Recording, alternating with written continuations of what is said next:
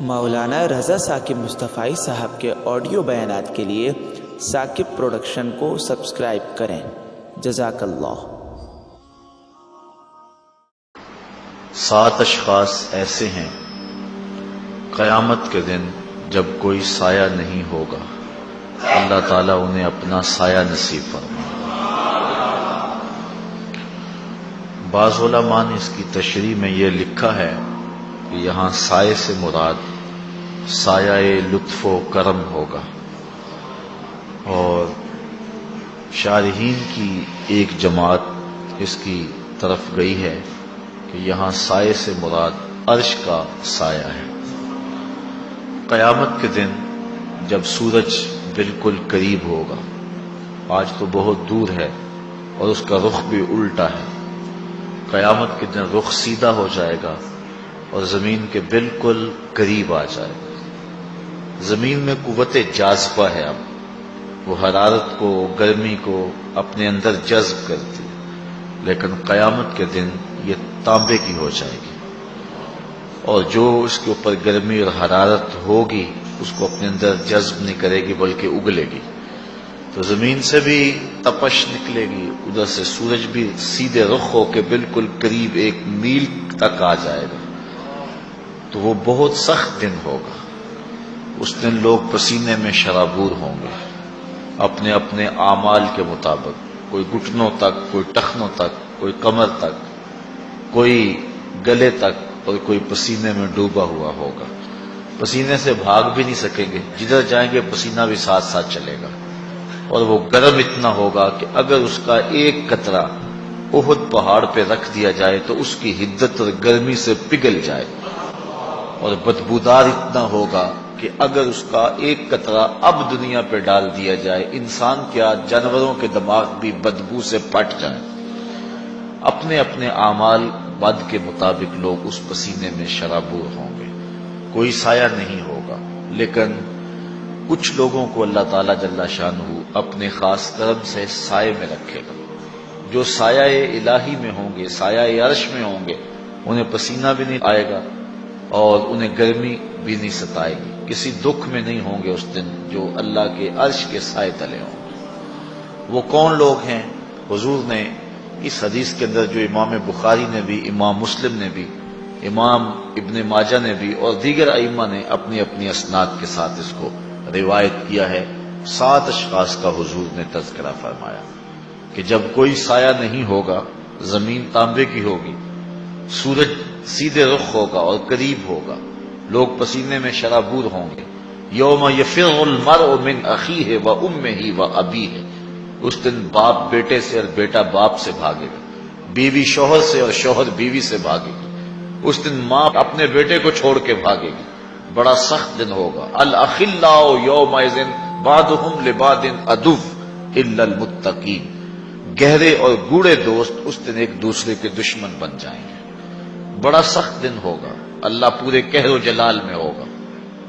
تو اس دن جب کہ ہر شخص تھر تھر کانپ رہا ہوگا، 7 اشخاص ایسے ہیں جنہیں اللہ اپنے عرش کا ٹھنڈا سایہ عطا فرمائے گا۔ وہ 7 اشخاص کون ہیں؟ پہلا شخص امام عادل، عادل حکمران، جو عدل و انصاف کے ساتھ امور سلطنت سر انجام دے۔ اسلام ہم سے عدل کا تقاضا کرتا ہے، اور اگر آپ اسلام کا کوئی دوسرا نام پوچھیں تو دوسرا نام نظام عدل ہوگا۔ اسلام عدل کی تلقین کرتا ہے اور عدل کا درس اور سبق دیتا ہے۔ آقا کریم علیہ السلام نے فرمایا کہ جب کوئی سایہ نہیں ہوگا تو امام عادل، عادل حکمران عرش الہی کے سائے تلے ہوگا۔ کسی بزرگ کا قول ہے کہ قوائم الدنیا 4، دنیا کے پائے 4 ہیں، 4 لوگوں کی وجہ سے دنیا قائم ہے: بعدل الامراء، وبسخاوت الاغنیاء، وبعلم العلماء، وبدعاء الفقراء۔ 4 چیزوں سے دنیا قائم ہے: حکمرانوں کے عدل سے، علماء کے علم سے، اغنیاء کی سخاوت سے اور فقیروں کی دعاؤں سے۔ الملک یدوم بالکفر، ایک عربی کا مقولہ ہے، الملک یدوم بالکفر ولا یدوم بالظلم، ملک کفر سے تو قائم رہ سکتے ہیں لیکن ظلم سے قائم نہیں رہتے۔ جب کسی علاقے میں، کسی بستی میں، کسی شہر میں، کسی ملک میں، کسی گھر میں جب ظلم کا آغاز ہو جائے تو گھر اجڑ جاتے ہیں، ملک، شہر اور بستیاں برباد ہو جاتی ہیں۔ تو عدل کا درس دیا گیا، عدل کا حکم دیا گیا، انصاف کا سبق پڑھایا گیا۔ اس امت کو درس ہی یہی دیا گیا کہ تم نے عدل کرنا ہے، اگرچہ وہ قریبی رشتہ دار ہی تمہارا کیوں نہ ہو۔ تو عدل کرنے والا حکمران اللہ کی رحمتوں کا سایہ ہے۔ جو عادل حکمران ہے وہ اللہ کا خلیفہ ہے، اور جو ظالم حکمران ہے وہ شیطان کا خلیفہ ہے۔ عدل سے ہی معاشرے میں سکون ہوتا ہے۔ اب عدل کیا ہے؟ انصاف کسے کہتے ہیں؟ ہر چیز اپنی ٹھیک جگہ پہ ہو، جو اس کا مقام ہے اس کو وہ دیا جائے، اس کو عدل کہتے ہیں۔ اور کوئی شے اپنے اصل مقام سے ہٹے تو اس کو ظلم کہتے ہیں۔ وضع الشیء فی غیر محلہ، ظلم کی یہ تعریف ہے، کسی چیز کو اس کے غیر محل پہ رکھنا، جو اس کا ٹھکانہ نہیں ہے اس پہ اس کو رکھنا، یہ ظلم کہلاتا ہے۔ اور ہر شے اپنے مقام پہ ہو، اس کو عدل کہتے ہیں۔ عدل و انصاف کا ہمیں درس دیا گیا۔ آج جن حکمرانوں کے نام باقی ہیں اور زندہ ہیں، انہوں نے عدل سے معاشرے کے اندر امن پیدا کیا تھا، اور جو انصاف نہیں کرتے ان کا نام حرف غلط کی طرح مٹ جاتا ہے۔ دنیا کے اوپر کتنے حکمران آئے ہیں لیکن آج ان کا نام بھی نہیں ہے، لیکن نوشیرواں کا نام آج بھی باقی ہے۔ عدل کے دم سے اس کا نام آج بھی احترام سے لیا جاتا ہے۔ حضور علیہ الصلوۃ والسلام فرماتے ہیں، اس بات پر فخر کرتے ہیں کہ میں سلطان عادل کے زمانے کے اندر پیدا ہوا ہوں۔ اللہ اکبر۔ تو عدل جو ہے، انصاف جو ہے، یہ اچھائی کا ایک بہت بڑا ذریعہ ہے، اور جو حکمران عدل کرے اس کا نام عزت سے باقی رہتا ہے۔ سلطان محمود غزنوی، تو ایک عورت نے آ کر کے کہا کہ میری جوان بیٹی ہے اور میرا شوہر فوت ہو چکا ہے، آپ کا بھتیجا رات کو ہمارے گھر میں گھس آتا ہے اور میں سخت پریشان ہوں۔ سلطان نے اس کو کہا کہ اب جب دوبارہ آئے تو تم میرے پاس آ جانا، میں عدل و انصاف قائم کروں گا۔ ایک دن گزرے، وہ بوڑھی آئی، بادشاہ نے جو اس کو خصوصی کوڈ دیا ہوا تھا کہ اس کے ذریعے تو میرے تک پہنچ پائے گی، تو وہ بادشاہ تک پہنچی، کہا کہ اس وقت وہ ہمارے گھر میں موجود ہے۔ بادشاہ اس کے ساتھ چل پڑا، کہا میرے سے پہلے تو چلی جا اور جو ہے وہ بتی بند کر دے۔ دیے کو گل کر دیا گیا۔ بادشاہ گھر میں داخل ہوا، اور داخل ہوتے ہی اس نے جب اس نوجوان کو دیکھا تو اس کا سر قلم کر دیا۔ اس کے بعد بادشاہ نے کہا کہ چراغ روشن کرو۔ جب چراغ روشن کیا گیا تو بادشاہ نے کہا الحمدللہ۔ اس کے بعد اس نے ٹھنڈا پانی مانگا، اس خاتون نے پانی پیش کیا۔ بادشاہ واپس پلٹنے لگا تو اس خاتون نے کہا کہ میں یہ پوچھنا چاہتی ہوں کہ آپ نے پہلے چراغ بند کیا، پھر چراغ جلوایا، پھر الحمدللہ کہا، پھر پانی طلب کیا، اس کی کیا وجہ تھی؟ بادشاہ نے کہا جو راز ہے وہ راز ہی رہے تو ٹھیک ہے۔ کہا نہیں، تمہیں بتانا ہوگا۔ بڑھیا نے ضد کی تو بادشاہ نے بتایا۔ کہا جب تم نے کہا تھا کہ آپ کا نالائق بھتیجا ہمارے گھر میں گھس آتا ہے اور میری بیٹی گھر میں جوان ہے، تو میں اس لیے چراغ کو گل کیا تھا کہ عدل قائم کرتے ہوئے میرے دل میں کوئی رحم پیدا نہ ہو۔ اپنے جوان بھتیجے کو قتل کرنا تماشا تو نہیں ہے، مجھے بھائی کا چہرہ سامنے آ جائے گا، اور ایسا نہ ہو کہ میں عدل کو قائم کرتے ہوئے جو ہے وہ رک جاؤں اور عدل قائم کرنے میں دقت محسوس کروں، اس لیے میں نے چراغ کو بجھا لیا تاکہ میں عدل کے تقاضوں کو پورا کر سکوں۔ کہا پھر آپ نے جب چراغ جلوایا تو پھر آپ نے الحمدللہ کیوں پڑھا؟ کہا میں اس دن سے پریشان تھا کہ میرا خون اتنا گندا ہو گیا کہ ایک غریب بیوہ کے گھر میں میرا بھتیجا جا کے گھس جاتا ہے، لیکن جب میں نے چراغ جلوایا دیکھا وہ میرا بھتیجا نہیں تھا، کوئی اور تھا، ہمارا صرف نام استعمال کرتا تھا۔ تو کہا پھر آپ نے پانی کیوں پیا؟ کہا بڑھیا یہ راز رہنے دو، دو باتیں میں نے بتا دی، یہ نہ ہی پوچھو۔ بڑھیا نے ضد کی تو بادشاہ نے کہا سنو، جس دن سے تم نے کہا تھا کہ آپ کا بھتیجا ہمارے گھر میں گھس آتا ہے، اس دن سے نہ میں نے کچھ کھایا ہے نہ کچھ پیا ہے۔ میں نے کہا تھا جب تک ظالم کو اس کے انجام تک نہیں پہنچا دیتا اتنی دیر تک کچھ کھاؤں گا اور کچھ پیوں گا بھی نہیں، تو اب میں نے ظالم کو انجام تک پہنچا دیا تو تیرے گھر میں دو گھونٹ تو میرا حق بنتا تھا، اس لیے میں نے پانی پیا ہے۔ آج ان کا اگر نام باقی ہے، آج ان کے اگر تذکرے زندہ ہیں تو اس لیے کہ انہوں نے عدل و انصاف کے ضابطوں کو پورا کیا۔ اور حضور علیہ السلام نے فرمایا 7 اشخاص قیامت کے دن عرش الہی کا سایہ پائیں گے، ان میں سے ایک شخص وہ ہے جس نے عدل کیا۔ امام عادل، عادل امام، جو عادل امام ہے، بادشاہ حکمران عادل ہے، منصف ہے، اس کے لیے علماء نے کہا ہمیشہ دعا کرنی چاہیے زندگی کی، اللہ اسے لمبی زندگی عطا فرمائے۔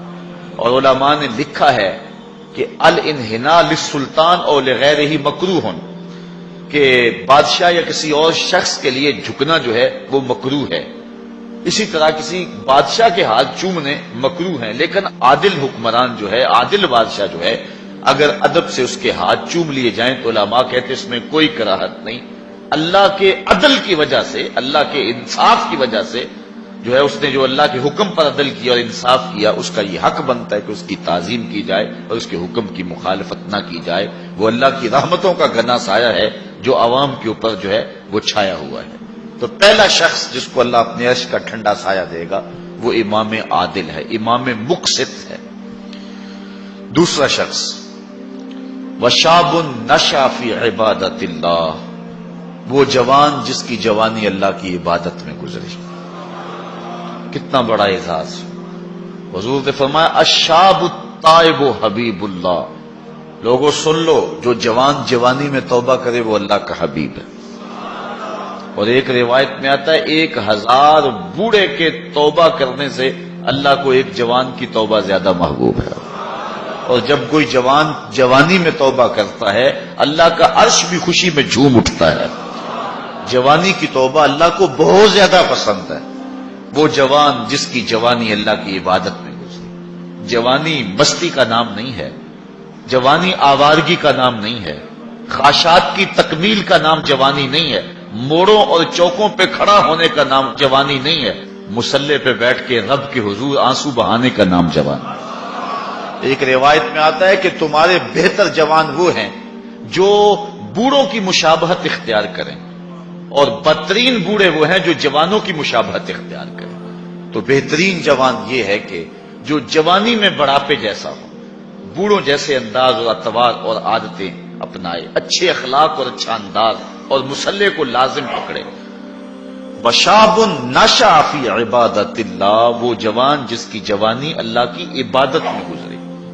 شب و روز، میں نے کل بھی کہا تھا کہ بڑھاپے کے اندر نیک اعمال کرنا بہت بڑی بات ہے، بہت بڑی سعادت ہے کہ بڑھاپے کے اندر نیک اعمال کیے جائیں، لیکن عبادت کا جو لطف جوانی میں ہے وہ بڑھاپے میں نہیں ہے۔ اللہ اکبر! اللہ تعالیٰ جل شانہ جوان کی توبہ کو پسند کرتا ہے، وہ جوان جو اللہ کی عبادت میں، وشاب نشأ فی عبادت اللہ، وہ جوان جس کی جوانی اللہ کی عبادت میں گزری۔ اب عبادت کا مفہوم بہت وسیع ہے۔ ویسے بہترین عبادت نماز ہے، بہترین عبادت الصلاۃ، نماز ہے، اور حضور نے اس کو اپنی آنکھوں کی ٹھنڈک قرار دیا۔ لیکن صرف عبادت کا مفہوم نماز تک ہی نہیں ہے، عبادت کا مفہوم بہت وسعت والا ہے۔ ساری زندگی اللہ کی رضا میں گزار دینا، اللہ کی مرضی کے مطابق زندگی گزار دینا، یہ عبادت ہے۔ اللہ اکبر! بعض نے کہا کہ بس اس کی رضا میں اپنے آپ کو گم کر دینا عبادت۔ غلام کو عبد کہتے ہیں نا، اور عبد وہ ہوتا ہے جو اپنے آقا کی مرضی میں اپنی مرضی کو گم کرتے۔ کوئی شخص کسی غلام کو خریدنے گیا نا منڈی میں، جب غلام بکتے تھے، فروخت ہوتے تھے، تو جا کے ایک غلام سے پسند آیا تو اس نے جب اس کا سودا کیا تو غلام سے پوچھتا ہے تمہارا نام کیا ہے؟ تو غلام کہتا ہے میرا نام کوئی نہیں ہے، جو رکھیں گے وہی میرا نام ہوگا۔ جب غلام ہے تو پھر اس کی اپنی مرضی ختم ہو گئی۔ تو ہم اللہ کے غلام ہیں، اللہ کے بندے ہیں، تو بندگی کا حق یہ ہے، اللہ اکبر، کہ ہم سر سے لے کر پاؤں تک اس کے ہو جائیں۔ تیرے ہندیاں سندیاں محبوبہ، میں کافر ہوواں جے میں ہوواں۔ اپنی ذات کو تو فنا کرنا ہے، اپنی ذات کو تو قربان کرنا ہے۔ وہ جوان جس کی جوانی کے حسین ایام، جس کی جوانی کے خوبصورت لمحے جبکہ باکپن تھا، جبکہ خواہشات کا ہجوم تھا، جبکہ تمنائیں اپنے عروج پہ تھیں، لیکن اس نے سب کچھ اپنے رب کے لیے قربان کر دیا۔ سحری کے وقت اٹھ کے مصلی بچھایا اور آنسو بہائے اور اللہ کے حضور عبادت کرتے ہوئے اپنی رات کو بسر کیا۔ ایک روایت میں آتا ہے جو دن کا روزہ اور رات کی عبادت نہیں کرتا اس کو ایمان کی حلاوت ہی نصیب نہیں ہوتی۔ ایمان کی ایک حلاوت ہے، ایمان کی ایک مٹھاس ہے، ایمان کا ایک مزہ ہے، ایک سرور ہے۔ وہ کس کو نصیب ہوگا؟ جو دن روزے سے گزارے گا اور رات مصلی پہ گزارے گا، اپنی آنکھوں پر حیا کے پہرے بٹھائے گا، اپنی سوچوں کی پاکیزگی کا سامان کرے گا۔ ورنہ جوانی آئی اور گزر گئی اور اپنا قیمتی وقت ہم نے برباد کر دیا۔ جس طرح ہر چیز کا بانکپن جوانی میں ہوتا ہے، عبادت کا جو سرور اور عبادت کی جو لذت جوانی میں نصیب ہوتی ہے وہ زندگی کے کسی اور ایام میں نصیب نہیں ہوتی۔ اس لیے حضور نے ارشاد فرمایا کہ وہ جوان وشاب نشأ فی عبادت اللہ، وہ جوان جس کی جوانی اللہ کی عبادت میں گزری، جب قیامت کے دن کوئی سایہ نہیں ہوگا اللہ اس جوان کو اپنے عرش کا ٹھنڈا سایہ نصیب فرمائے۔ تیسرا شخص جو عرش الہی کا سایہ پائے گا، وَرَجُلٌ قَلْبُهُ مُعَلَّقٌ فِي الْمَسَاجِدِ، وہ آدمی جس کا دل مسجدوں کے ساتھ لٹکا ہوا ہے، مسجد کے ساتھ وابستہ ہے۔ ایک نماز پڑھتا ہے تو دوسری نماز کے انتظار میں بیٹھ جاتا ہے۔ حضرت عبداللہ ابن مسعود رضی اللہ تعالی عنہ رہتے ہی مسجد میں تھے۔ مسجد کی کچھ لوگ میخیں ہوتی ہیں، حضور فرمایا کچھ لوگ مسجدوں کی میخیں ہوتی ہیں، جب بھی دیکھو مسجد میں ملیں گے، ڈھونڈو تو مسجد میں ملیں گے، جب بھی فارغ ٹائم ملا جو فوراً مسجد میں آ گئے۔ فرمایا اگر وہ بیمار پڑ جائیں اور مسجد کی حاضری سے قاصر ہو جائیں تو اللہ کے کچھ فرشتے ہیں جو ان کا حال پوچھنے کے لیے ان کے گھروں میں جاتے ہیں، ان کی تیمارداری کے لیے جاتے ہیں۔ حکم ہے بازار میں دیر سے جاؤ اور جلدی واپس آ جاؤ، مسجد میں جلدی جاؤ اور دیر سے واپس آ جاؤ۔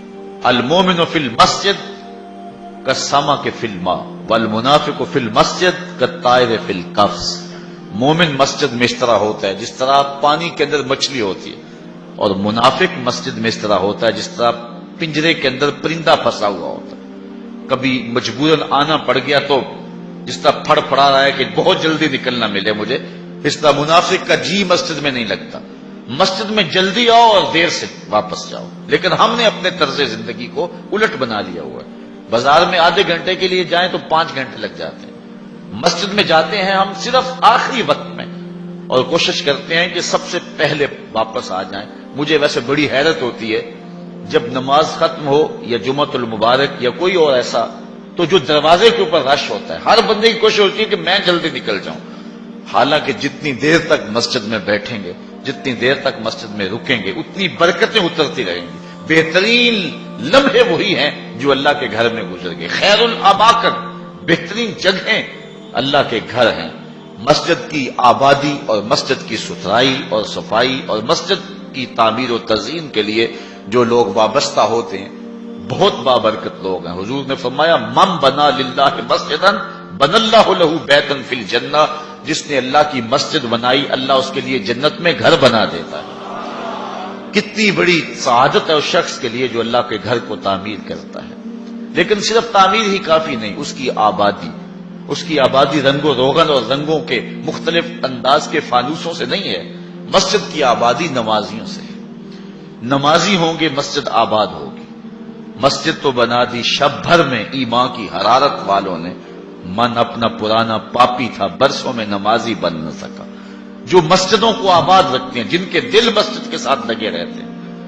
ایک بوڑھی خاتون تھی، وہ مسجد نبوی میں صفائی کیا کرتی تھی، یہ ہم نے بھی بچپن میں دیکھا ہے کہ بوڑھی عورتیں مسجدوں میں آ کے جھاڑو دیا کرتی تھی. اب تو وہ تصور ہی ختم ہو گیا اور اب ہم یہ چیز نہیں دیکھتے ہیں. وہ ایک زمانہ تھا کہ سنِ کہولت کو پہنچی ہوئی عورتیں، ظاہر ان سے پردے کے حکام بھی ساقط ہو جاتے ہیں، تو ایسی عورتیں عموماً جب صبح مساجد سے بچے پڑھ کے چلے جاتے تھے تو وہ مسجدوں میں آتی تھی، اور ہم نے اپنی آنکھوں سے دیکھا ہے کہ وہ مسجدوں کی صفائی کیا کرتی.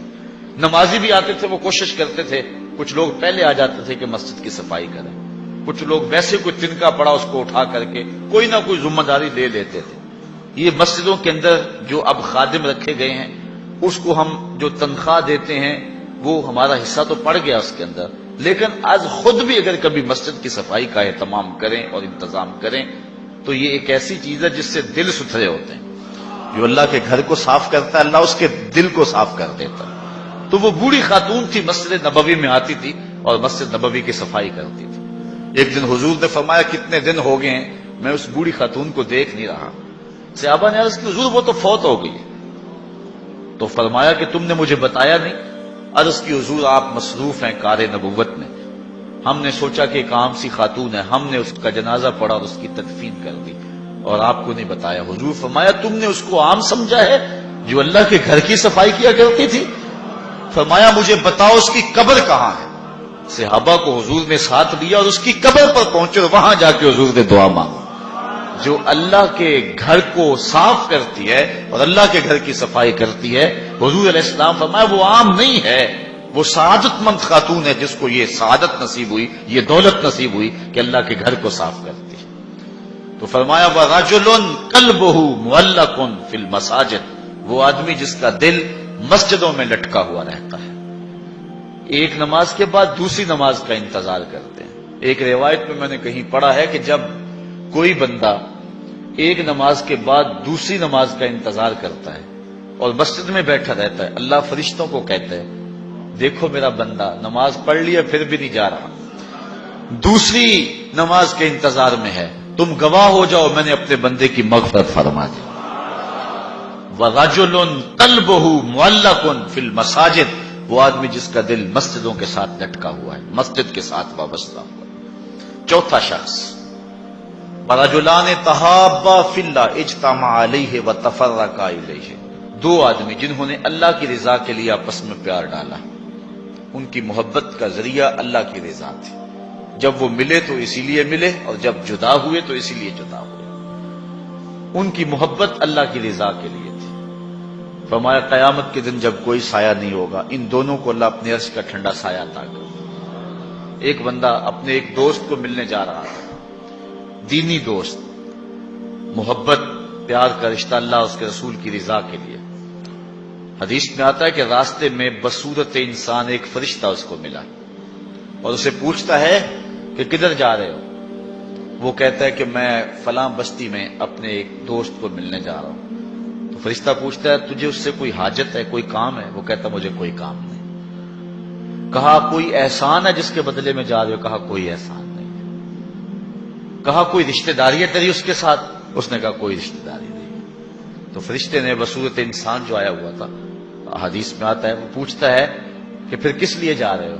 کہا بس اللہ کے لیے جا رہا ہوں. تو فرشتے نے کہا کہ میں تیرے رب کا فرستادہ ہوں، مجھے رب نے بھیجا ہے، تو اللہ کی رضا کے لیے جا رہا ہے اس شخص کو ملنے کے لیے اور کوئی مقصد نہیں ہے، تو اللہ تعالیٰ نے تجھے بھی بخشا اور اسے بھی بخشا. جو اللہ کی رضا کے لیے کسی شخص سے دوستی رکھتا ہے، پیار کے اور بھی بہت سارے ذرائع، رشتہ داری سے صلہ رحمی، دودھ کا رشتہ، خون کا رشتہ، کاروباری روابط، سیاسی روابط، غرض کے رشتے، بہت کچھ ہے، لیکن جب کسی سے ملاقات ہو، جب کسی سے تعلق قائم ہو تو وہ اللہ کے لیے. الحب للہ والبغض للہ، میرے پیار کا سبب بھی اللہ اور میرے کسی سے دشمنی کا سبب بھی اللہ. جب اللہ کی رضا کے لیے دو شخص آپس میں پیار کرتے ہیں تو حضور علیہ السلام فرماتے ہیں وہ اتنے خوش نصیب لوگ ہیں کہ قیامت کے دن جب سورج 1.25 میل پہ ہوگا اور کوئی جو ہے وہ سایہ نہیں ہوگا، فرمایا حضور نے کہ اللہ ان کو اپنے عرش کا ٹھنڈا سایہ عطا فرمائے. اتنی بڑی سعادت ان کو نصیب ہوگی جن کی رضا کا معیار اور جن کی جو ہے وہ محبت اللہ اس کے رسول کے لیے ہے، اور معیار ان کا یہی ہے الحب للہ والبغض للہ۔ پانچواں شخص جس کے بارے میں حضور نے فرمایا کہ وہ جنت کا سایہ پائے گا، وَرَجُلٌ دَعَتْهُ امْرَأَةٌ ذَاتُ مَنْصِبٍ وَجَمَالٍ فَقَالَ إِنِّي أَخَافُ اللَّهَ۔ ایک روایت میں ذات و حسب و جمال فقال انی اخاف اللہ۔ وہ شخص جس کو کسی عورت نے دعوت گناہ دی اور وہ عورت ذات و منصب و جمال، منصب اور جمال کی مالکہ تھی، صاحب حسب و نسب بھی تھی اور خوبصورت بھی تھی۔ اس نے عورت نے مرد کو لبھایا اور اپنے جال میں پھانسنا چاہا۔ اب جب قدموں میں حسن خود بچ رہا، پھر اپنے جذبات پہ قابو کون رکھے؟ لیکن اس جوان نے، اس شخص نے اس کی اس بات کے جواب میں کہا انی اخاف اللہ، تیری بات تو مان لیتا لیکن کیا کروں، رب سے ڈر لگتا ہے، اللہ کا خوف مجھے آتا ہے۔ حضور فرمایا وہ شخص جس نے یہ کہہ کے قدموں میں بچتے ہوئے حسن کی اس پیشکش کو مسترد کر دیا، کل قیامت کے دن جب کوئی سایہ نہیں ہوگا، اللہ اسے اپنے عرش کا ٹھنڈا سایہ عطا فرمائے۔ جس طرح ایمان کی ایک حلاوت ہے، اعمال کی بھی ایک حلاوت ہے، ایک مزہ، ایک مٹھاس ہے، لطف ہے۔ نیکی کی ایک حلاوت ہے، ایک سرور ہے نیکی کا جو ایک مومن پاتا ہے۔ نماز کا اپنا مزہ ہے، روزے کا اپنا سرور ہے، حج کا اپنا ایک مزہ ہے، زکوٰۃ دینے کا اپنا مزہ ہے، ظاہر دو تو لطف اپنا ہے، مخفی دو تو اس کا مزہ اپنا ہے۔ اسی طرح باقی اعمال صالحہ کا پھر مختلف مواقع پر ان اعمال کی ایک حلاوت ہے، ایک مٹھاس ہے۔ گھر میں نماز پڑھو تو اس کی مٹھاس اپنی ہے، مسجد میں پڑھو تو اس کا سرور اپنا ہے، جامع مسجد میں پڑھو تو اس کا لطف اپنا ہے، اور اگر سین حرم میں نماز پڑھنے کا موقع مل جائے تو اس کا مزہ اپنا ہے، اور گنبد خضرا کی قربت میں نماز پڑھنے کا مزہ مل جائے، ریاض الجنہ میں لمحے مل جائیں تو اس کا لطف اپنا ہے۔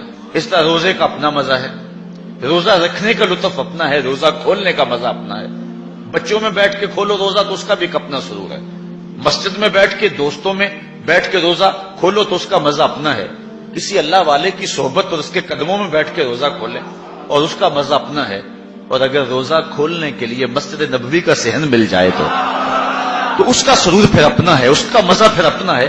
ہر عمل کا ایک لطف ہے، ہر عمل کی ایک حلاوت ہے، اور وہ حلاوت بندہ اتنی دیر تک اس سے متمتع نہیں ہو سکتا، اس سے فائدہ نہیں حاصل کر سکتا، اور وہ ایمان کی حلاوت اور لذت پا نہیں سکتا جب تک اس کی نظر پاک نہیں ہوتی۔ اگر کوئی بندہ چاہتا ہے کہ میرے باطن میں انوار چمکے تو رزق حلال کا اہتمام کرے، ورنہ سینہ روشن نہیں ہو سکتا، جو مرضی کر لے، اگر رزق پاک نہیں ہے تو سینے میں روشنی نہیں آ سکتی، اور اگر نظر پاک نہیں ہے تو عبادت کی حلاوت نہیں مل سکتی۔ نماز پڑھتا ہے، سجدہ کر رہا ہے، قیام کرتا ہے، بس ایک مشق کر رہا ہے، لیکن اس کی ایک حلاوت ہے، اس کا ایک سرور ہے، اس کی ایک لذت ہے، اس کا ایک کیف ہے جو مومن کے سینے کے اندر جو ہے وہ چھا جاتا ہے۔ ذکر کا ایک مزہ ہے نا، اس مزے کو حضرت سلطان باہو کہتے ہیں نا، اندر بوٹی مشک مچایا اتے جان پھلن تے آئی ہو، پھر وہ کیفیت بنتی ہے کہ نہیں بنتی ہے؟ تو وہ سرور بندے کو نہیں ملتا جب تک اس کی نظر پاک نہیں ہوتی۔ اگر نظر بگڑ جائے تو من سننا ہو جاتا ہے، اندر کچھ نہیں رہتا، اور پھر اگر انسان زنا جیسی بری خصلت میں مبتلا ہو جائے تو پھر اس کے پلے کیا رہے گا؟ اللہ تعالیٰ نے فرمایا کہ کرنا تو دور کی بات ہے، لا تقربوا الزنا، اس بری خصلت کے قریب بھی نہ جانا۔ اس لیے مبادیات سے بھی روک دیا گیا، مبادیات سے بھی منع کر دیا گیا۔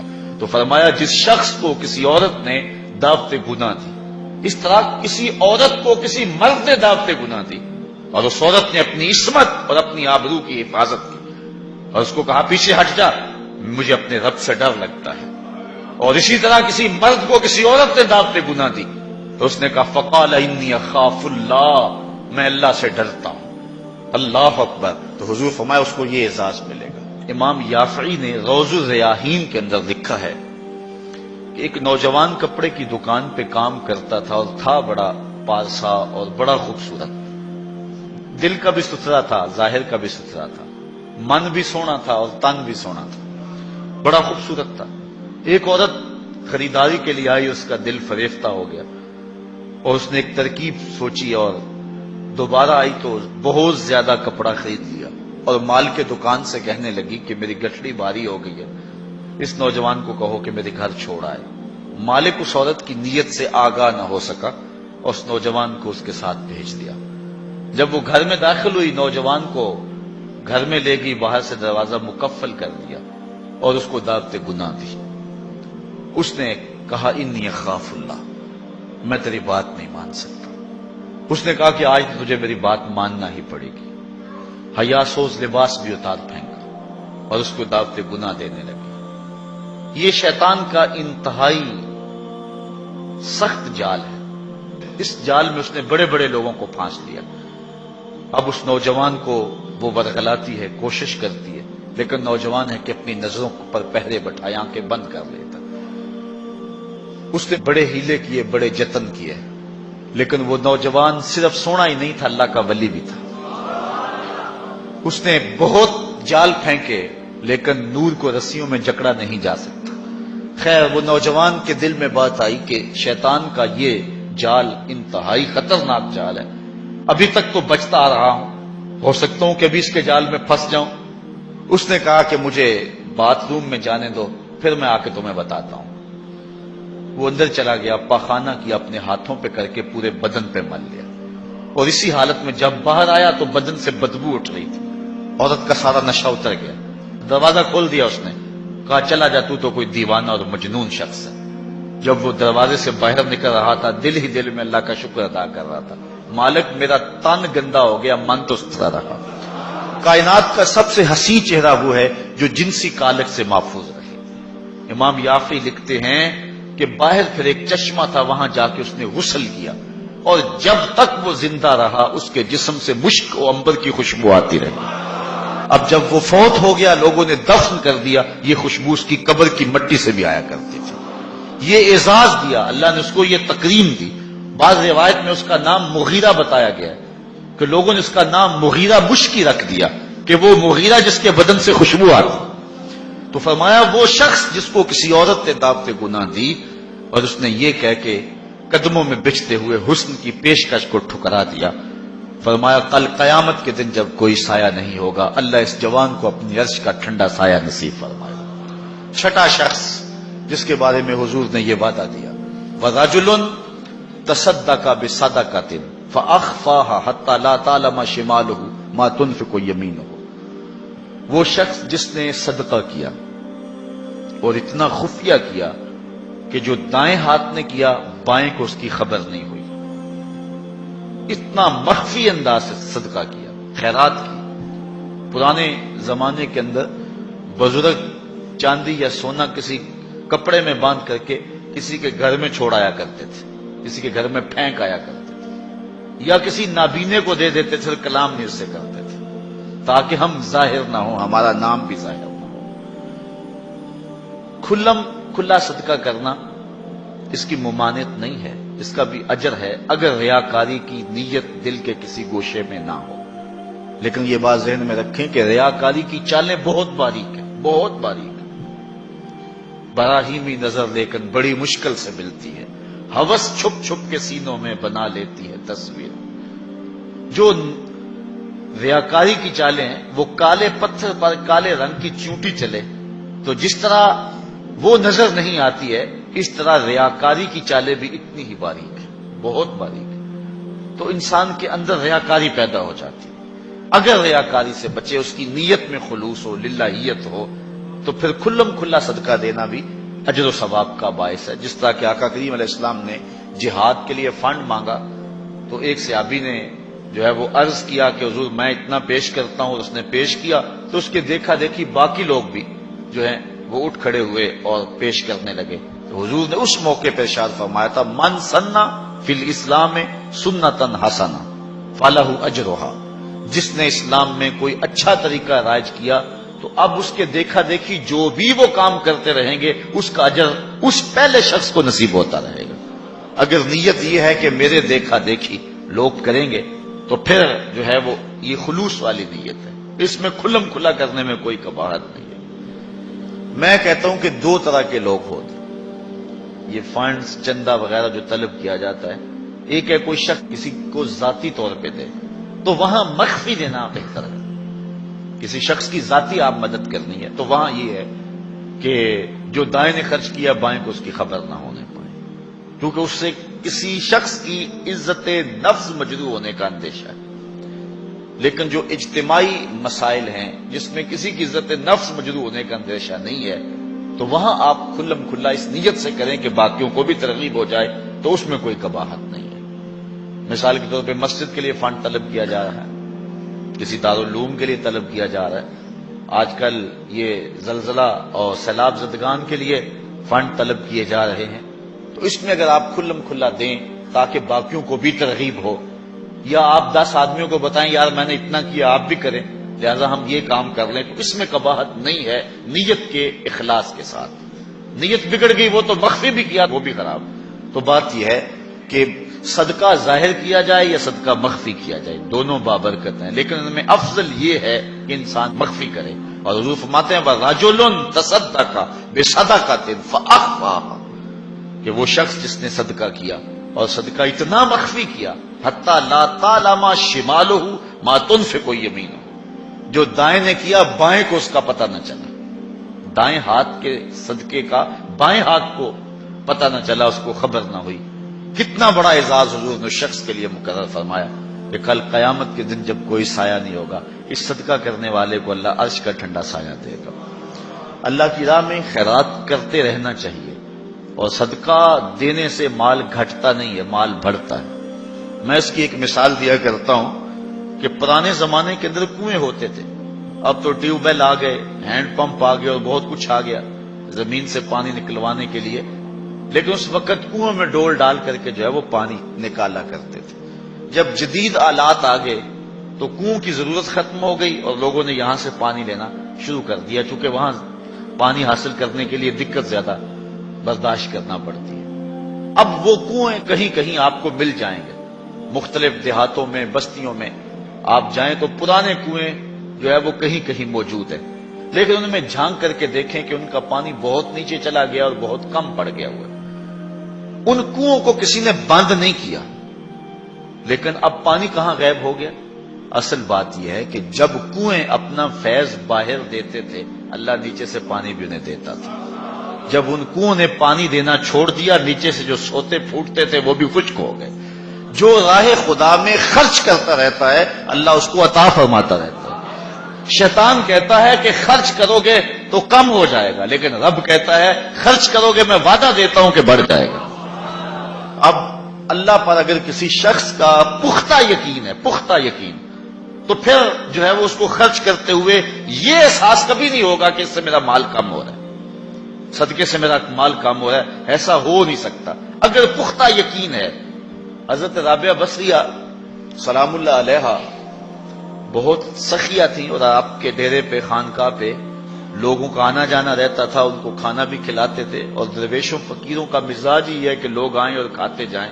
بابا بلے شاہ فرماتے ہیں ایٹو کھڑک کے دکڑ وجے تتا ہوئے چلہ، آن فقیر کھا کھا جاون راضی ہوئے بلا۔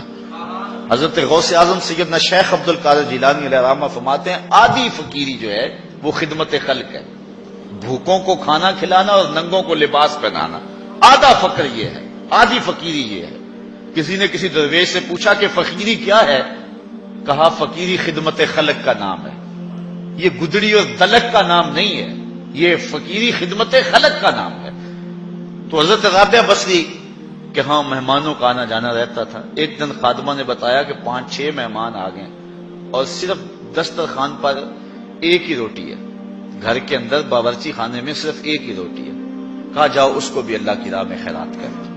اب عقل تو یہی کہتی ہے کہ روٹی یا کچھ اور کہیں سے مہیا کی جائے اور مہمان نوازی کی جائے، لیکن یہاں اذعان دیکھیے، یقین دیکھیے۔ حضرت رابعہ بصریہ نے کہا کہ اس کو خیرات کر دو۔ خادمہ نے خیرات کر دیا، مہمان بیٹھے ہوئے ہیں، کوئی اور شے ہے نہیں، دروازے پر دستک ہوئی، پوچھا من علی الباب، دروازے پر کون؟ کہا فلاں کا فرستادہ غلام، میرے آقا نے آپ کے لیے بھیجا اور یہ کھانا دیا ہے۔ خادمہ نے کھانا وصول کیا، حضرت رابعہ کو کہا یہ کسی نے کھانا بھیجا۔ آپ نے کپڑا اٹھایا، گنا تو 5 روٹیاں تھیں۔ کہا یہ کھانا ہمارا نہیں، اس کے آقا نے کسی اور گھر بھیجا ہوگا، غلطی سے ہمارے گھر یہ آ گیا، کھانا واپس کر دیا۔ تھوڑے لمحے گزرے تھے، پھر دروازے پہ دستک ہوئی، کہا من دق الباب، دروازہ کس نے کھٹکھٹایا؟ کہا فلاں آقا کا بھیجا ہوا غلام ہوں، میرے آقا نے آپ کے لیے کھانا بھیجا۔ خادمہ نے وصول کیا، حضرت رابعہ کے سامنے رکھا، کپڑا اٹھایا، گنا تو 7 روٹیاں۔ کہا اس کے آقا نے کسی اور گھر بھیجا ہوگا، یہ بھی غلطی سے ہمارے گھر آ گیا۔ کھانا واپس کر دیا۔ پھر دروازے پہ دستک ہوئی، پوچھا من الباب، دروازے پر کون؟ کہا فلاں آقا کا بھیجا ہوا غلام ہوں، میرے آقا نے آپ کے لیے کھانا بھیجا ہے، اور کہا حضرت رابعہ کو دے کے ہی آنا۔ خادمہ نے وصول کیا، حضرت رابعہ کپڑا اٹھایا، گنا تو 10 روٹیاں تھیں۔ کہا ہاں یہ کھانا ہمارا ہے۔ کہا پہلے 2 بھی تو کہتے تھے آپ کا ہے، آپ نے انکار کر دیا۔ کہا میرے رب کا وعدہ ہے جو 1 دے میں 10 دیتا ہوں۔ پہلے 5 تھی، پھر 7 تھی، میں نے کہا مالک 10 پوری کرے گا تو تیری بندی وصول کرے گا۔ آپ کا اکاؤنٹنٹ آپ کو بتائے گا کہ اتنے پیسے اتنوں سے خرچ کر دیں گے تو اتنے کم ہو جائیں گے، کیلکولیٹر سے حساب کریں، وہ کہے گا اتنے تو اتنے کم ہو جائیں گے۔ شیطان کہتا ہے تمہارا رزق کم ہو جائے گا، لیکن تمہارا رب تمہیں بخشش، مغفرت اور رزق کی فراخی کا وعدہ دیتا ہے۔ وہ کہتا ہے تمہیں 1 دانہ زمین کے اندر بوتے ہو تو پھر دیکھو کتنی بالیاں نکلتی، بویا 1 نکلے 700۔ کہا جو رب 1 کو 700 بنا دیتا ہے تمہارے دیے کو کئی گنا نہیں بنا سکتا، اس لیے اس کی راہ میں خیرات کرو، پھر دیکھنا تمہارا مال کیسے بڑھتا چلا جاتا۔ اللہ اکبر۔ تو کہا وہ شخص جس نے صدقہ دیا اور اتنا مخفی دیا کہ جو دائیں نے خرچ کیا بائیں کو اس کی خبر نہ ہو۔ اور 7واں شخص، خوش نصیب شخص، اللہ ہمارے اندر یہ سارے وصف پیدا کر دے۔ اللہ اکبر۔ ایک شخص نے اپنی بیوی کو طلاق دے دی، یہ دیکھیں یقین علماء کا، ہمارے بزرگوں کا، اپنی بیوی کو طلاق دے دی، اور طلاق کن لفظوں سے دی کہ اگر میں جنتی نہیں ہوں تو تجھے طلاق ہے، اگر میں جنتی نہیں ہوں تو تجھے طلاق ہے۔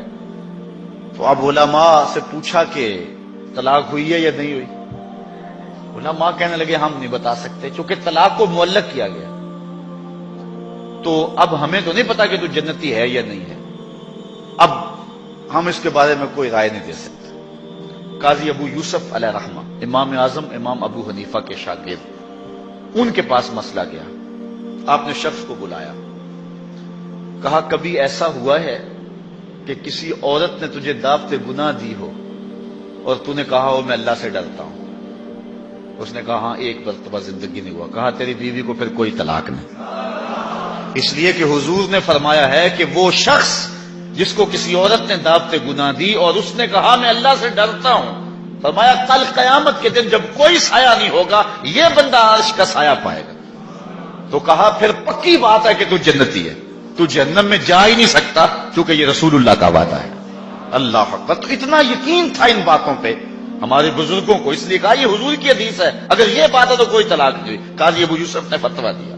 تو یہ دعا کریں کہ اللہ تعالیٰ یہ 7 اشخاص کے جو اوصاف ہیں جن کے بارے میں وعدہ جنت ہے، اللہ تعالیٰ ہم سب کو نصیب فرمائے، نظر کی حفاظت کی توفیق دے، خیالوں کو پاکیزگی دے دے۔ میں ایک شخص کو جانتا ہوں جس کو دعوت گناہ دی گئی لیکن اس نے اپنی آبرو کی حفاظت کی، رات کو سویا تو حضرت میاں میر علیہ رحمہ خواب میں ملے۔ اللہ اکبر۔ اور آپ نے فرمایا تجھے مبارک ہو، تو نے سنت یوسفی ادا کی ہے۔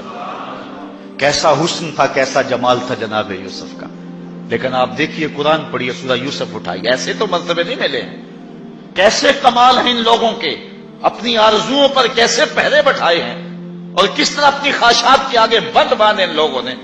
جب 7 دروازے مکفل کر دیے اور حضرت یوسف علیہ السلام کو زلیخا کہتی ہے تلک، اب تو آ جاؤ نا، اب تو کوئی نہیں دیکھ رہا، اور موٹا کپڑا ڈال دیا اس بت کے اوپر جو وہاں اس نے اپنے کمرے میں رکھا ہوا تھا۔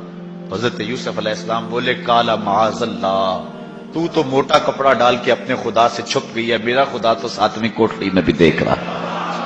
اور پھر اتنی روشنی برسی، اتنے اجالے برسے، گناہ کیا، گناہ کا تصور بھی محال ہو۔ تو 7واں شخص جس کے بارے میں حضور نے فرمایا وَرَجُلٌ ذَكَرَ اللَّهَ خَالِيًا فَفَاضَتْ عَيْنَاهُ، وہ شخص جس نے تنہائی میں اللہ کا ذکر کیا، کوئی دیکھنے والا نہیں تھا، ریا کا شائبہ بھی نہیں تھا، تنہا بیٹھا ہوا تھا، سحری کا وقت تھا، مصلی بچھا ہوا تھا، اور وہ اللہ کا ذکر کرنے لگا، پھر ذکر کا سرور من میں اترنے لگا، پھر کیا ہوا فَفَاضَتْ عَيْنَاهُ، خوف خدا کی وجہ سے اس کی آنکھ میں آنسو آ گئے، اللہ کی یاد میں، اللہ کے ذکر میں رونے لگا۔ حضور فرمایا کل قیامت کے دن جب کوئی سایہ نہیں ہوگا اس ذاکر کو اللہ اپنے عرش کا ٹھنڈا سایہ نصیب فرمائے۔ اٹھتے بیٹھتے چلتے پھرتے تنہائی میں خلوت میں جلوت میں اللہ کے ذکر سے اپنا تعلق جوڑیے۔ اللہ کا ذکر دلوں کے لیے جلا کا باعث ہے۔ لکل شیء سقالہ وسقالۃ القلوب ذکر اللہ۔ حضور فرمایا ہر شے کا زنگ دور کرنے کے لیے کچھ نہ کچھ بنایا گیا ہے، دلوں کا زنگ اللہ کی یاد سے دور ہوتا ہے۔ ذکر جلی بھی اور ذکر خفی بھی، زبان سے کرو یا دل سے کرو۔ میرے حضور قبلہ عالم فرماتے ہیں اٹھ دی بیندی ٹر دی پھر دی ستے آتے جاگ دی، نام جھپ دی رو تے کھپ دی ویخ سر اس راگ دی، نام جپیاں قرب ملدا نام دی کر پوری سام، شیشے وچ کستوری جے کر پھر ضرورت کاگ دی۔ یہ ذکر ایسا ہے جس سے من کے گن دور ہوتے ہیں۔ اور میں نے کسی روایت میں پڑھا ہے کسی بزرگ کا قول کہ جب کوئی بندہ ایک مرتبہ زبان سے اللہ کہتا ہے اللہ اس کی طرف نظر رحمت سے دیکھتا ہے، اور جب اللہ کسی بندے کی طرف نظر رحمت سے دیکھ لے اس کے 70 گنا جل کے راکھ ہو جاتا ہے، اور جس کو اللہ نظر رحمت سے دیکھتا ہے پھر اس کو عذاب نہیں دے گا۔ اللہ اکبر۔ حضرت شیخ شبلی رحمت اللہ تعالی علیہ معارف اس میں ذات بیان کر رہے تھے، اللہ کے نام کی برکت ہے، اس کا نام جپنے کا فائدہ ہے۔ تو ابو علی سینا جو بہت بڑا فلسفی گزرا ہے وہ بھی مجلس میں بیٹھا ہوا تھا۔ وہ زمانہ تھا کہ اہل اللہ کی مجالس کے اندر بڑے لوگ آتے تھے۔ آج تو دور ختم ہو گیا نا، آج تو زمانہ لٹ گیا، مادیت چھا گئی۔ یہ غنیمت ہے کہ آپ اتنے لوگ یہاں اکٹھے ہو جاتے ہیں، یہ اللہ کا خاص کرم ہے، ورنہ مسجدوں میں آج لوگ نہیں آ رہے۔ اقبال کہتا ہے واعظ قوم کی وہ پختہ خیالی نہ رہی، برق طبی نہ رہی، شعلہ مکالی نہ رہی، رہ گئی رسم آذاں روح بلالی نہ رہی، فلسفہ رہ گیا تلقین غزالی نہ رہی، مسجدیں مرثیہ خواہ ہیں کہ نمازی نہ رہے، یعنی صاحب اوصاف اجازی نہ رہے۔ آج جو حالات ہیں آپ سب کے سامنے ہیں، ان حالات میں بھی قوم توبہ کی طرف نہیں آ رہی۔ تو وہ ایک زمانہ تھا، وہ ایک دور تھا۔ ان حالات کے اندر حضرت شیخ شبلی کی مجلس کے اندر بڑے بڑے نامور دانشور اہل علم آتے تھے۔ تو ابو علی سینا بھی بیٹھا تھا، آپ اللہ کے نام کی برکات بیان کر رہے تھے۔ جب کوئی لفظ کوئی بندہ اللہ اللہ پکارتا اس کے من کے روگ ختم ہوتے، اندر نور اترتا اور دل صاف ہوتا۔ تو ابو علی سینا اٹھ کے کھڑا ہو گیا، کہنے لگا اللہ کی ذات تو مؤثر ہے لیکن نام میں کیا رکھا ہے؟ ذات تو اس کی مؤثر ہے لیکن نام لینے سے کیا ہوگا؟ آگ نفس الامر میں جل رہی ہو، آپ ہاتھ ڈالیں تو ہاتھ جل جائے گا، لیکن آگ آگ کہیں گے تو ہونٹ تو نہیں جلیں گے۔ برف آپ جو ہے وہ اس کو ہاتھ لگائیں گے تو ہاتھ ٹھنڈا ہوگا، لیکن اگر زبان سے 100 مرتبہ بھی برف برف کہتے رہیں یا کاغذ کے اوپر لفظ برف لکھ دیں تو نہ کاغذ گیلا ہوگا نہ ٹھنڈا ہوگا۔ اس نے کہا ذات تو مؤثر ہے، نام میں کیا رکھا ہے؟ ہمارے فلسفی ہر چیز کی 4 شکلیں مانتے، کہتے ایک ہی مؤثر ہے باقی 3 مؤثر نہیں ہے، ایک ہی حقیقی ہے باقی اعتباری ہے۔ تو یہ بات جو ہے وہ شیخ شبلی کو ابو علی سینا نے کہی کہ ذات تو مؤثر ہے مانتا ہوں لیکن نام میں کیا رکھا ہے؟ حضرت شیخ شبلی نے دلائل دیے لیکن ابو علی سینا آگے سے بحث کرتا رہا۔ شیخ شبلی سمجھ گئے کہ یہ ماننے کو نہیں ہے، آپ نے بحث کو چھوڑا، اللہ والے لمبی بحثیں نہیں کرتے، بات میں سادہ و آزادہ معانی میں دقیق۔ اقبال نے کہا کہ سیدھی سیدھی بات کرتے ہیں اور کرتے ہیں، منہ سے نکلتی ہے از دل خیزت بس دل ریزت، دل سے نکلتی ہے دل میں جا کے گرتی۔ بزرگوں کا طریقہ سادہ سادہ ہوتا ہے، بہت لمبی گفتگو نہیں ہے، بس سیدھی سیدھی بات۔ تو جب بحث کا سلسلہ شروع ہونے لگا تو شیخ رک گئے اور پھر کہا ابو علی سینا میں تیرے سے کیا بحث کروں، تو گدھا ہے۔ اتنے لوگ اور اتنا بڑا فلسفی اور بڑے مجمع میں کہا تو گدھا ہے، رنگ سرخ ہو گیا غصے سے۔ حضرت مجھے گدھا کہا آپ نے؟ شیخ مسکرانے لگے، کہا دیکھا نا گدھے کے نام میں کتنا اثر ہے کہ تیرا رنگ بدل گیا۔ کہا جب گدھے کے نام سے تیرے چہرے کا رنگ بدل جاتا ہے تو اللہ کے نام سے دل کا رنگ نہیں بدل سکتا؟ تو کہنے لگا حضرت میں مان گیا، میں تسلیم کر لیا۔ تو کہا وَرَجُلٌ ذَكَرَ اللَّهَ خَالِيًا، جس نے تنہائی میں بیٹھ کے اللہ کا نام لیا، اللہ کا ذکر کیا، پھر اس کے اثر اندر اترے، اندر بوٹی مشک مچایا اتے جاں پھلاں تے آئی، پھر کیفیت بدل گئی اندر کی۔ تو حضور نے ارشاد فرمایا کہ کل قیامت کے دن جب کوئی سایہ نہیں ہوگا، اللہ کے ذاکر کو جو تنہائی میں بیٹھ کے اللہ کا ذکر کرتا ہے، تنہائی کی بات اس لیے کی کہ یہاں ریاکاری کا شائبہ نہیں ہے، محض اللہ کے لیے، کسی کے دکھلانے کے لیے نہیں ہے۔ مسجد نبوی میں ایک بندہ بیٹھ کے گردن جھکا کے ذکر کر رہا تھا، حضرت عمر نے جا کے پیچھے سے گردن پکڑ لی، یا صاحب العنق ماذا تصنع، اے گردن والے کیا کر رہا ہے، ہمیں دکھا رہا ہے؟ تو ریاکاری اللہ کو پسند نہیں ہے۔ تو اگر تنہائی میں بیٹھ کے کسی نے اللہ کا ذکر کیا اور ذکر کرتے کرتے اس کی آنکھیں آنسوؤں کا خراج دینے لگی اور اللہ کی یاد میں رونے لگا بندہ، تو حضور فرمایا اتنا بڑا اعزاز اس کے لیے ہے، قیامت کے دن جب گرمی برس رہی ہوگی اور سورج بالکل قریب اور سیدھے رخ پہ ہوگا، زمین تانبے کی ہوگی، لوگ پسینے میں شرابور ہوں گے، اللہ اس شخص کو جو یاد الہی میں رویا تھا اپنی عرش کا ٹھنڈا سایہ اس کے اوپر تان دے گا، اس کو برکتیں نصیب فرمائے گا۔ تو یہ 7 خوش نصیب ایسے لوگ ہیں کہ جن کو اللہ اپنی خاص کرم نوازیوں کا نور نصیب فرمائے گا۔ اللہ تعالیٰ کی بارگاہ میں پھر دعا ہے، اللہ تعالیٰ جل شانہ ہمیں یہ سعادتیں ہمارے اندر اتار دے اور ہم اس سے ڈرنے والے بھی ہوں، ذکر کرنے والے بھی ہوں، نظر خیال پہ پہرا بٹھانے والے بھی ہوں۔ اللہ کسی موقع پہ ہمیں منصب نصیب کر دے تو عدل کرنے والے بھی ہوں۔ اللہ تعالیٰ ہمیں ایک دوسرے سے محبت کرنے کی توفیق دے صرف اپنی رضا کے لیے۔ میں آپ سے پیار کروں تو اللہ کے لیے، کوئی غرض نہ ہو، آپ مجھ سے پیار کریں تو محض اللہ کے لیے، اللہ اس کے رسول کے لیے، الحب للہ والبغض للہ، یہی ہمارا جو ہے وہ سبب ہو ایک دوسرے کے ساتھ پیار کا۔ ہزاروں قومیں وجود میں آئیں دہر میں خشک و تر کے رشتے سے، ہم نے بنیاد دوستی رکھی یاد خیر البشر کے رشتے سے، محمد کی وساطت سے محبت تیری میری ہے، محمد کی وساطت سے محبت تیری میری ہے، محبت اصل ہے ان کی نہ تیری ہے نہ میری، الحب للہ والبغض للہ۔ اور اللہ تعالیٰ ہر وہ سعادت، جوانوں جوانی بڑی تیزی کے ساتھ بیت رہی ہے، یہ لمحے دوبارہ نہیں آئیں گے، اور جو سن کہولت میں پہنچ گئے ہیں، بڑھاپے میں قدم رکھ چکے ہیں، انہیں یہ کہتا ہوں کہ جوان تو بڑھاپے کے انتظار میں ہیں، بوڑھو اب تم کس انتظار میں؟ ایک روایت میں آتا ہے اللہ بوڑھے کا عذر قبول نہیں کرے گا قیامت کے دن۔ بچہ اس لیے توبہ کو مؤخر کرتا ہے کہ میں نے جوان ہونا ہے، جوان اس لیے مؤخر کرتا ہے میں نے بوڑھا ہونا ہے، تو جب بندہ بوڑھا ہو جاتا ہے پھر وہ کس چیز کے انتظار میں ہوتا ہے؟ ایک روایت میں آتا ہے کہ 3 اشخاص کو اللہ تعالیٰ نہ بخشے گا، نہ ان کی طرف نظر رحمت کرے گا، اور نہ ہی اللہ تعالیٰ انہیں پاک کرے گا۔ ان میں سے ایک وہ شخص ہے کہ جو بڑھاپے کے باوجود بدکاری نہیں چھوڑتا، اس بوڑھے شخص کی طرف قیامت کے دن اللہ نہ نظر رحمت سے دیکھے گا، نہ اس کا تزکیہ کرے گا اور نہ اس کی مغفرت فرمائے گا۔ تو جوانوں، بوڑھوں اور بچوں، اپنی زندگی کی حفاظت کرو، اللہ کی رحمتوں کا حصہ سمیٹنے کی کوشش کرو۔ آج کل تو موسم بھی رمضان کا ہے اور رحمت کی برکھا چھم چھم اتر رہی ہے۔ آئیے میں اور آپ سچی توبہ سے اور توبہ کے سچے آنسوؤں سے اپنے من کے سارے گند دھو ڈالیں۔